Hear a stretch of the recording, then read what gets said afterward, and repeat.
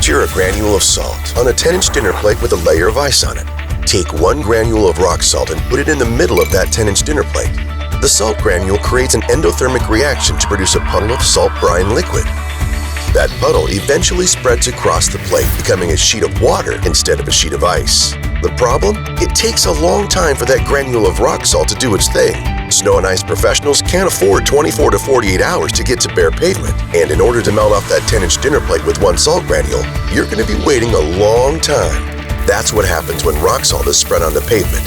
Now, when we're talking pavement, each granule of rock salt needs to be 2 inches apart or less, so that each puddle needs to spread a very short distance to connect with others and to make a safe surface. But when you extrapolate granules 2 inches apart over an entire acre, that comes out to 4 to 5 times the salt needed to cover an entire acre and meet client expectations. For safe pavement, you must have a granule of salt that's close together, the science and chemistry dictate, in order to get a typical well-scraped parking lot to bare pavement. And still, snow and ice professionals are oversalting en masse, all in an attempt to get to that sweet, sweet bare pavement. It only takes 160 to 200 pounds salt per acre, which puts you at that 10-inch dinner plate spread per granule of salt.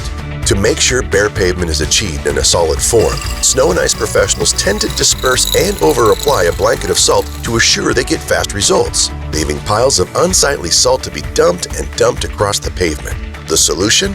Apply liquid. When applying a liquid brine right onto the ice, you're not waiting for that puddle to spread. You're applying the puddle directly to the ice. The endothermic reaction has already begun, and the liquid starts vaporizing the ice on contact, melting it a lot faster with a lot less salt.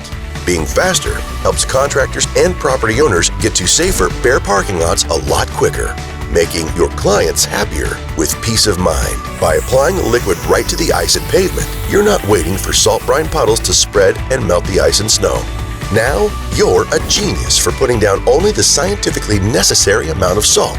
When you're putting down a salt as a post-treatment, contractors typically put down between 80 and 100 gallons of liquid per acre. With each gallon of brine having just over 2 pounds of salt, if you were to do the math, that puts you right in the scientifically acceptable 160 to 200 pounds of salt per acre. Right where you should be.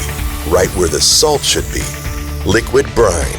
It's not a miracle product. It's not voodoo magic. It's simple science.